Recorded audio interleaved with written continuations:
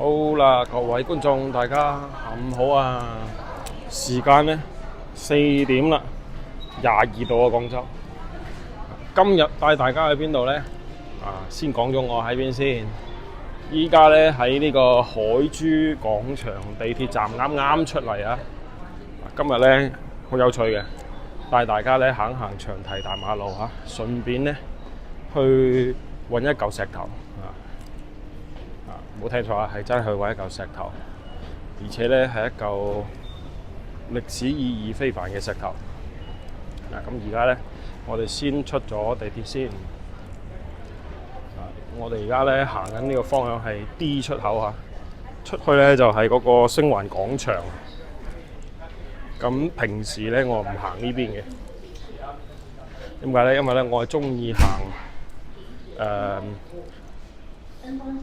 海珠廣場嘅呢一個出口啊，我中意行 B 出口，B1、B2、B3我都成日行。咁呢，今日我哋行邊度呢？我哋行呢度，我哋行 D 出口。出嚟呢，其實我哋直接就可以行過嚟啊，長堤大馬路呢度。OK。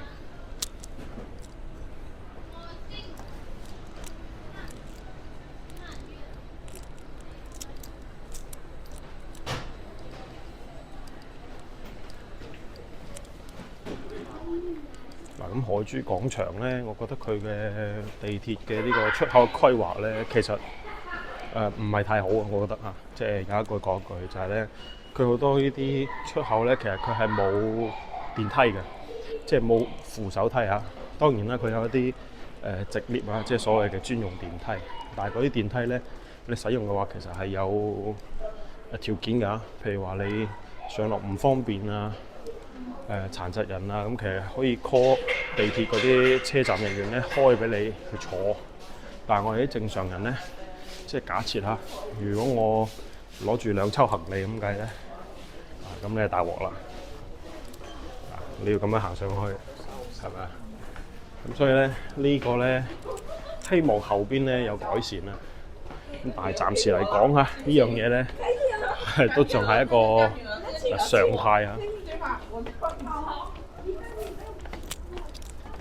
因為咧，之前我有同一啲喺地鐵嘅朋友啊，即係佢哋喺度做工作人員咧，佢會科普嘅，就話咧，地鐵站嘅電梯數量咧，其實咧係有嚴格嘅控制嘅，唔可以多，亦都唔可以少嚇。嗱，而家呢個位置咧係海珠廣場中心有個花園啊，亦都係個小公園嚟嘅。我哋就先過咗對面先，找個地方過馬路。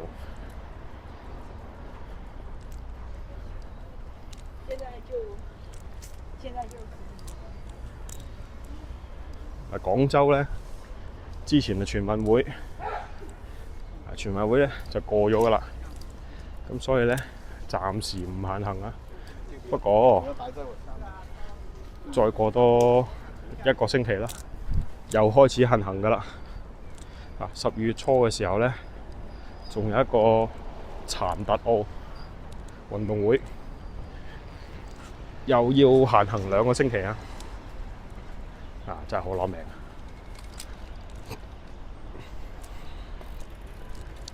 啊！今日呢個天氣舒服啊！呢個位置啊，星環廣場。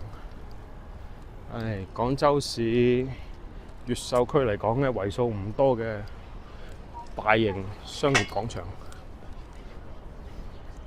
不過咧，而家咧運營嘅情況就始終都係一般般嚇，未係好火啊！包括樓上寫字樓啦，包括樓下商場啦，不溫不火嘅狀態咁當然同佢嘅定位啦，或者講佢嘅時間咧係有關係嘅。咁佢嘅情況又令我諗翻起，大概係17年、16年呢個時間啦嘅廣州天環啊，即係而家喺體育中心附近嗰個天環廣場啊。正啱嗰個時間，我喺嗰度上班嚇。個商場又係咧咁樣啊，不溫不火。不過咧，佢好好在咧，佢有蘋果啊！哇，呢個場景好靚啊！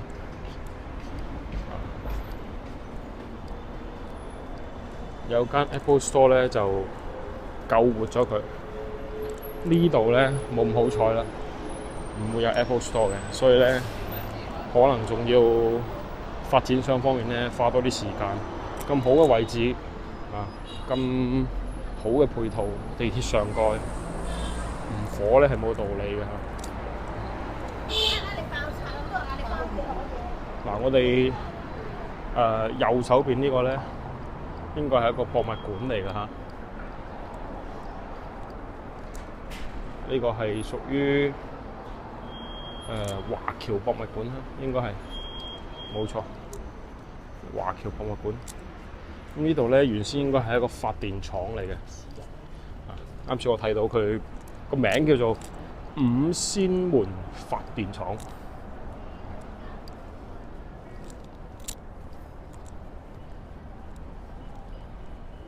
嗱，你又有商業體係嘛？旁邊又有博物館，你咁都做唔火啊？其實就唔係好應該㗎嚇。嗱，再加上旁邊又係江邊喎，哇！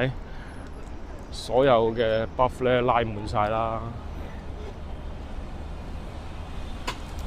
不過冇辦法啦，佢呢個叫恒基兆業啊。佢咧已經將呢一個樓啊賣咗出去啦，賣咗俾另一個發展商。發展商可能對呢樣嘢咧唔係太感冒啊，所以咧其實佢一直都係咁嘅樣啦，開咗都有成3-4年時間啦。咁咧，我建議其實如果有觀眾翻嚟即係喺海珠廣場附近咧。咁其實呢個位置都幾好啊！7樓咧有個平台，影相好靚啊！咁啊，建議大家咧，如果係坐尤其是坐呢個中港巴士咧翻嚟嘅話咧，一落地啊，其實咧你行過去就會見到呢個商場咧，真係好正。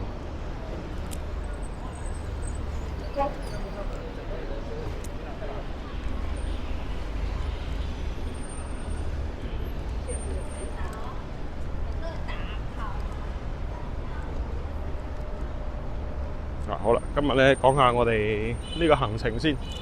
啲行程咧其實就係主要帶大家咧嚟呢個長堤大馬路行行，同時咧去揾一嚿啱先講嘅石頭啊。咩石頭咧？同海珠區起源有關嘅石頭。我哋去揾海珠石啊。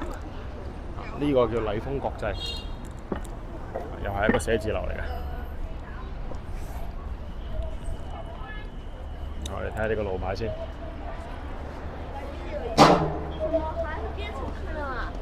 嗱，咁而家咧嗰個長堤大馬路咧，佢係俾人俾咗個名佢咧，叫做咩民間金融街啊。咁老實講啊，就同民間金融咧一啲關係都冇。唔知點解要俾個咁嘅名佢。諗唔明白啊！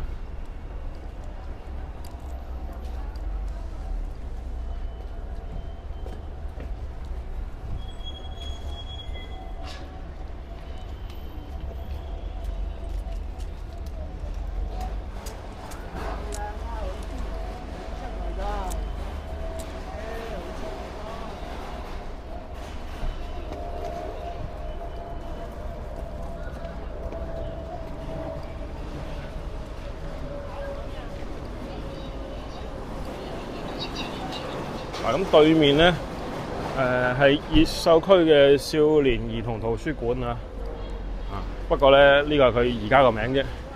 以前咧，我哋行過睇下，佢係屬於呢一個虎標啊，即係我哋成日用個虎標驅風油嗰個虎標啊。所製造啊！我記得呢個係一個虎標嘅廠嚟㗎嚇，有非常有歷史價值嚇。我哋行過去睇下。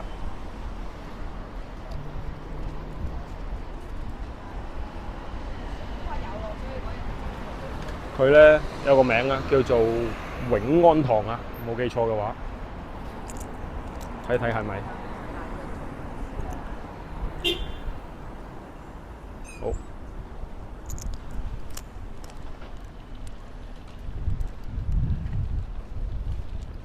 我哋喺呢個角度睇下，有啲南洋風情啊，咁樣睇。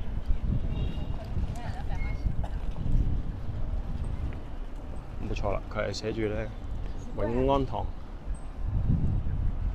上面一行小字寫住咧紀念胡文虎先生嚇。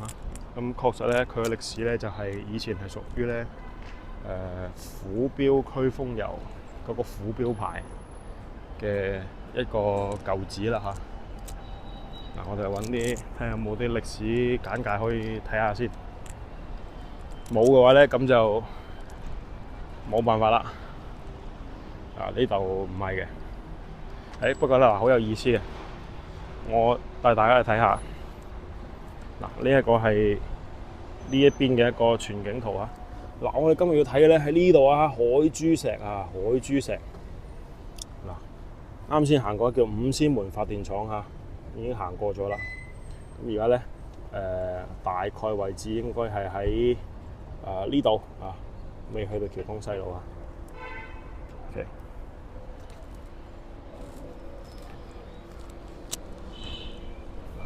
OK， 帶大家嚟睇下呢棟永安堂。佢啲窗又係我哋細個咧小學嘅嗰啲鐵窗啊，嘅聲我開起身。咁呢度咧佢有個書店啦，即係搞啲文創嘢啊，又有咖啡飲啦。OK， 咁要講古仔咧，就要從呢一個海珠石講起啦。我哋先睇咗呢棟永安堂先，其實咧就已經修復過啦嚇，靚仔翻。然之後咧，先講咗呢個長堤大馬路先，而家叫做民間金融街。呢個係一定要睇睇嘅。馬路對面嘅呢個星基。星基咧算係廣州啦，初代咧做呢一個海鮮大排檔啊，海鮮飯店嘅可能叫做鼻祖啊。我咧其實就咁大個仔咧，其實都未食過㗎。咁但係咧，應該我哋頻道嘅有啲觀眾朋友咧，或者係一啲港澳嘅同胞咧，對勝記應該咧就有好深嘅呢一個情結喺度啊！以前咧據說好多香港嘅一啲電視台咧採訪一啲叫做街坊咧，即係翻嚟廣州啊，以前咧勝記咧算係佢哋從港澳翻嚟之後咧，就必嚟食嘅一個飯店啊！而家我哋用而家話嚟講就係必打卡嘅一個位置。加上以前咧，長堤大馬路呢度咧，未做金融街之前咧，其實咧會有好多酒吧啦，有多娛樂場嘅。咁咧就大家咧都中意去唱完 K 啊，飲完酒啊，咁之後咧就翻嚟依度咧，食翻個海鮮宵夜咁。不過呢啲咧應該都算係發生喺80、90年代啊，即係我哋仲係細個嘅時候啊，就係僆仔嘅時候嘅事啦。對面咧又係好經典嘅騎樓街啦。呢個上面係1921年起㗎，呢棟樓應該。前面呢個叫大三元酒家大三元，我記得佢嘅起初嘅舊址應該唔係喺呢度嘅。呢間大三元咧係近呢年啦，就係呢1-2年時間咧，啱啱先至起翻出嚟嘅啫。因為大三元以前係執咗嘅。有冇觀眾知道以前大三元係咪喺呢度？我記得好似唔喺呢度啊，喺再前面少少嘅位置，喺江邊嘅。咁呢個新嘅大三元咧，我都冇食過嚇。不過咧，見到佢樓下咧咁多有啲叔叔阿姨喺度打卡咧，我諗應該都係揾翻舊時嗰陣除啦過嚟。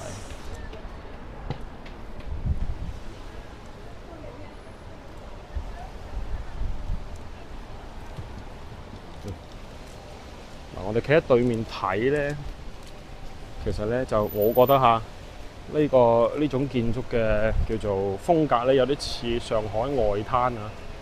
外灘咧基本上一排一排嘅全部都係咁嘅風格嘅。咁所以咧就都係啲羅馬柱鐵欄歐式嘅一種風格啦。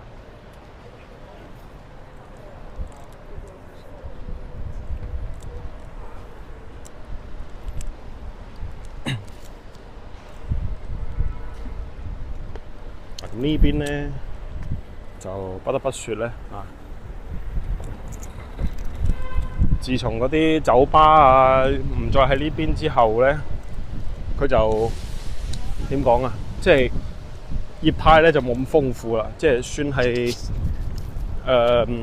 式微咗啦。咁就整咗好多咩金融嘅嘢但係其實咧我見到好多啲所謂嘅咩金融公司咧大家都見到啦。鋪頭啲鋪面全部吉嘅，冚唪唥都吉㗎。咁我哋嘅左手邊咧呢度樓上有個漁民新村漁民新村係廣州好出名嘅一間海鮮酒家啦不過咧就越做就越衰基本上咧都執得七七八八希望佢可以頂住啦。對面呢度有個海珠大戲院我哋放大少少上面啲字嘅，睇下大家可唔可以睇得清楚。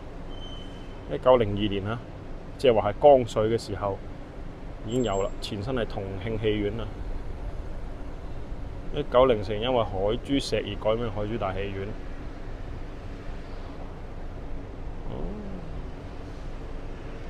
呢個位置剩翻個門頭啫，下邊唉爛達達都仲未整好，所以呢啲咧真係要，我覺得真係要政府咧多花啲時間去整翻靚仔佢。呢啲咁有歷史價值嘅嘢咧，其實適當包裝適當整改一下，係嘛？再將佢周邊呢一個交通稍微咧再整一整添。咁其實咧呢一度又會係旺翻起身嘅。廣州咧到處都係寶好啦，咁我哋咧而家要去揾嗰嚿海珠石啦。喺邊咧？其實你沿住呢一個建設長堤大馬路之後，你行到嚟呢度民生銀行咧，咁你轉彎好似我個鏡頭咁轉彎，見到紅色嘅前面有個紅色嘅嗰個位置，其實咧就係海珠石嘅一個位置咁事實上咧，呢嚿石頭咧應該係會比呢一個樓上嘅呢個樓盤即係我啱先所講嘅漁民新村所在嘅呢個位置，呢個樓盤咧成個覆蓋咗嘅。咁應該咧就係當時佢起樓嘅時候呢個叫匯景灣豪宅嚟㗎。呢個匯景灣起樓嘅時候咧，將佢挖咗出嚟，之後咧，發覺咦有海珠石喺度嘅咁咧就佢留咗一個井咁咧就令大家可以睇到佢嘅真容。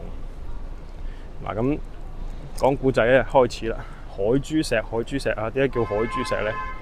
因為咧以前海珠石嘅呢個位置咧，其實咧都仲係珠江嚟嘅，即係我哋叫海皮攞一半叫海皮啊。其實呢度咧以前係海皮嚟嘅。咁咧呢一塊位置啊，全部咧都係填出嚟嘅。嗱，下邊見到啦，紅色嘅部分咧，嗰嚿咧就係海珠石嘅原，即係個原樣啊，即係冇水嗰部分啦。其實有水嗰度都算係啦。OK， 嗱咁呢個位置咧，其實係當時咧睇唔到嘅海珠石嗰個名啊，咁入去，可以入嚟嚇。OK， 嗱，海珠石啊，原來佢喺度。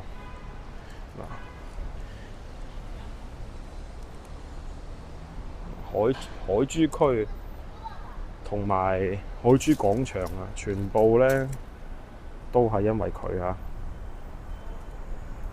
而命名嘅。咁啊露咗出嚟啦。OK，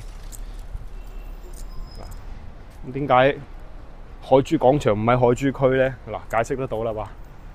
因為海珠石咧喺越秀區啊，就喺我哋眼前嘅呢個位置。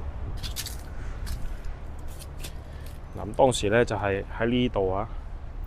其實我而家所企嘅呢個位置啊，哪怕呢度成條路咧，其實都係填江填出嚟嘅。以前呢度都仲算係江邊嚇，海珠石其實就喺珠江上面嘅。亦即係話咧，其實喺長堤大馬路嗰度啊，其實以前咧先至係岸邊嚇。所以呢啲全部都係填出嚟嘅。即係見證住咧，我哋係我哋叫做江水同地面嘅變化，其實咧就可以睇出嚟啦。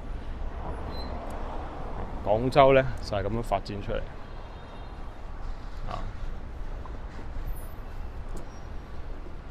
為咗紀念呢個海珠石咧，後面先至有海珠廣場。咁繼而咧，以前咧叫河南區咁啊。咁都唔係幾好名喎，唔係幾好聽喎呢個名咁啊，算啦，咁啊叫海珠區啦咁嗱，我聽到故事咧版本係咁樣噶，所以咧大家唔好覺得奇怪啊！好多人都問啊，咁海珠區、海珠廣場唔係海珠區，咁啊點解咧嚇？咁點解嗰度又叫海珠區咧嚇？為咗紀念佢咯嚇，我聽講係咁樣嘅，所以咧就將河南咧改咗成為海珠區啦。嗱，如果有知道其他版本啊，或者講係覺得我呢個講得唔啱嘅，你都可以喺評論區話俾我知下，我都算係增長下知識。因為咧而家網絡時代咧眾說紛紜乜嘢資訊都有啊。太多啦，冇辦法咧，一一去分辨出嚟邊啲係真，邊啲係假。OK 啦，咁我哋又睇翻呢度啊，長堤大馬路啊，以前咧江面嚟㗎，跟住填咗之後咧咁就而家變咗咁繁華嘅一條街。呢度就係民間金融大廈。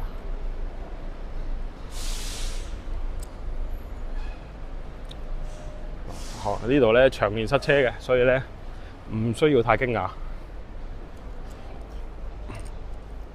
有條件嘅觀眾咧，可以好似我咁嘅，即係行得嘅話咧就行過嚟，其實都唔係好耐，10零分鐘。咁其實跟住我呢一個路線咧，基本上你就可以嚟得到呢度。咁順帶咧，其實可以行咗出去元江嗰邊睇睇因為就差咗一個路口嘅啫。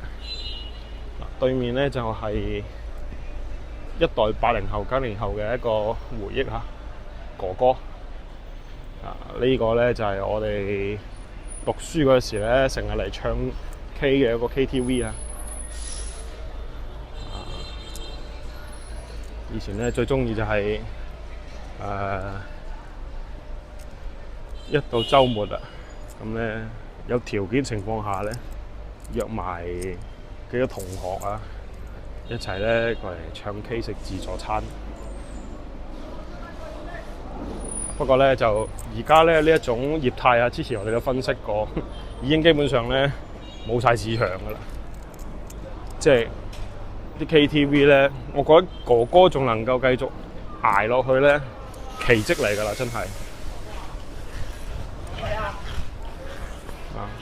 我冇諗到咧，哥哥喺咁多年後仲開住嘅，我都以為佢執咗㗎啦。咁呢度咧轉落去呢個位置行咧，就係海珠南路啊。咁咧，我哋會將長堤大馬路行晒先。睇睇時間嘅情況咧，我哋再決定我哋行邊個位置。但我估計應該都時間都差不多㗎啦。行到落嚟後邊呢段咧，相對會亂啲㗎。對面啦，我又見到個舊招牌啦。呢個寫住咧同發製衣企業有限公司。呢棟樓下頗有一種香港咧旺角嗰啲樓咧，上面又會有時不時會見到一啲咁樣嘅舊嘅一啲招牌啊。呢種風格應該係屬於啲70-80年代嘅時候嘅一啲企業嘅招牌風格。呢度行落嚟咧，相對會亂啲啊！呢度係真光中學，前面咧係孫逸仙紀念醫院。我依家咧所行嘅呢一個樓底下邊咧，往前行就係愛群大廈啦。好架勢堂㗎呢度，屬於以前嘅廣州核心區域啦。最古早嘅 CBD 嚇。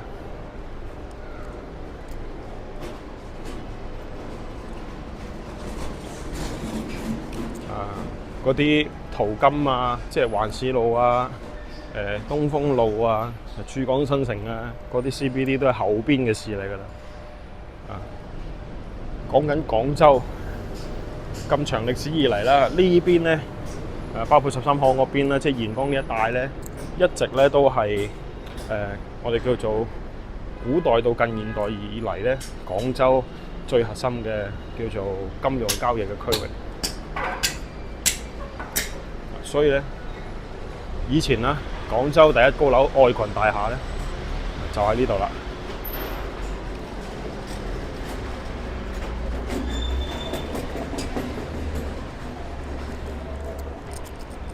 不過咧，都已經係講緊我未出世嘅時候啊。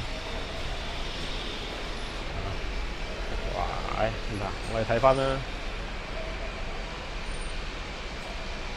1937年落成啦，佢保持廣州市建築最高紀錄達30年啦，即係37年到67年，一直咧呢度係廣州第一高樓，亦都係廣州第一座咧鋼筋混凝土鋼框架結構嘅高層建築，巴閉。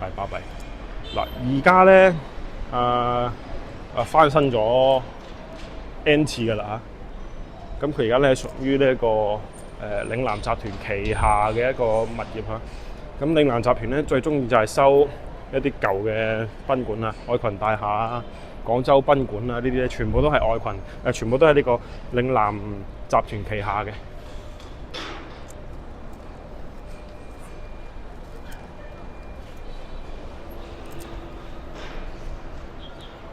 廣州市文物保護單位啊！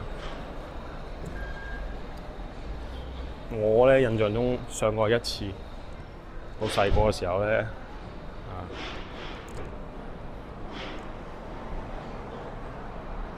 係爸爸帶我上去飲茶，上面仲有粵曲聽嘅。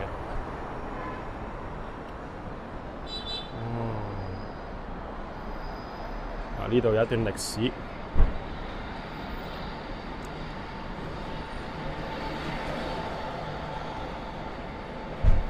愛群大廈咧都仲係非常之古早嘅味道。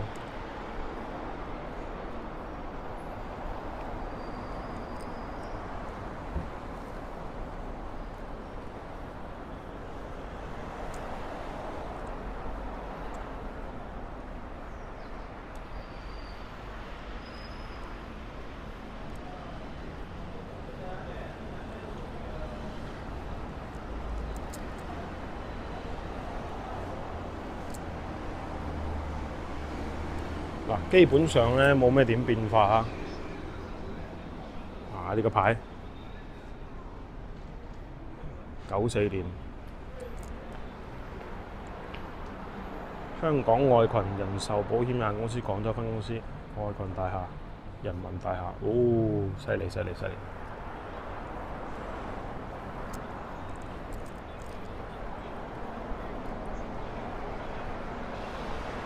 哇！睇呢啲53年嘅時候，哇！呢啲真係非常珍貴啊！